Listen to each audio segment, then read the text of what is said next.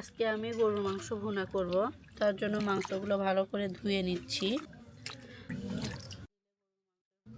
আজকে প্রথম রাতের বেলা রান্না করতেছি।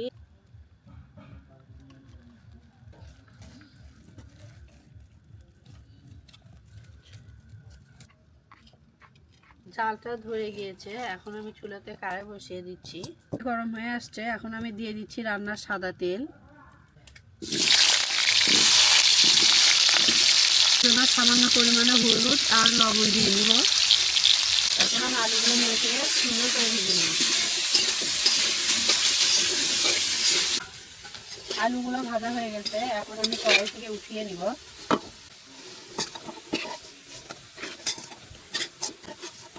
পেঁয়াজটা আমার ব্রাউন কালার করে ভেজে নেওয়া হয়ে গেছে, এখন আমি দিয়ে দিব গোটা মশলা, দারচিনি, কালো এলাচ, সাদা এলাচ, দিয়ে দিচ্ছি লং আর গোলমরিচ। এগুলো দিয়ে একটু নেড়ে ভেজে নিব। তারপর দিয়ে দিব বাটা মশলা,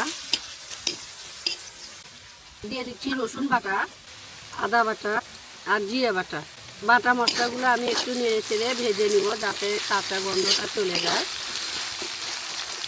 বাটা মশলাটা ভাজা হয়ে গেছে, এখন আমি গুঁড়া মশলা অ্যাড করবো। তার আগে দিয়ে দিচ্ছি সামান্য পরিমাণ পানি, যাতে মশলাটা পুড়ে না যায়। এখন আমি গুঁড়া মশলা দিয়ে দিচ্ছি পরিমাণ মতো ধনিয়া গুঁড়া, হলুদ গুঁড়া, পরিমাণ মতো মরিচের গুঁড়া, স্বাদ মতো লবণ, মশলা।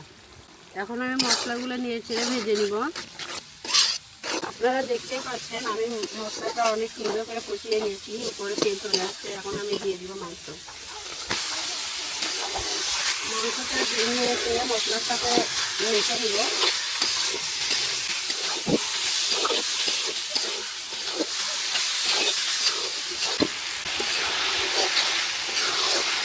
মশলার সাথে মাংসটা সুন্দরভাবে কষানো হয়ে গেছে, এখন আমি সিদ্ধর জন্য দিয়ে দিব ঝোল। এখন আমি নেড়ে ঢাকনা দিয়ে ঢেকে দিব মাংসটা সিদ্ধ হওয়ার জন্য।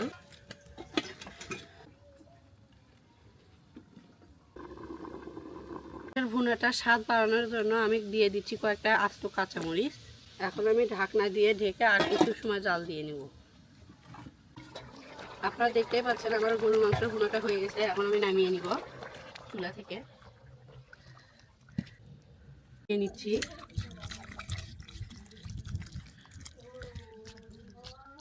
আপনারা দেখতে পাচ্ছেন তরকারির কালারটা অনেক সুন্দর এসেছে, তার সাথে একটা সুন্দর ঘ্রাণও বের হয়েছে। আপনারাও বাসায় এভাবে ট্রাই করবেন, আশা করি ভালো লাগবে। আর আমাদের সাথেই থাকুন।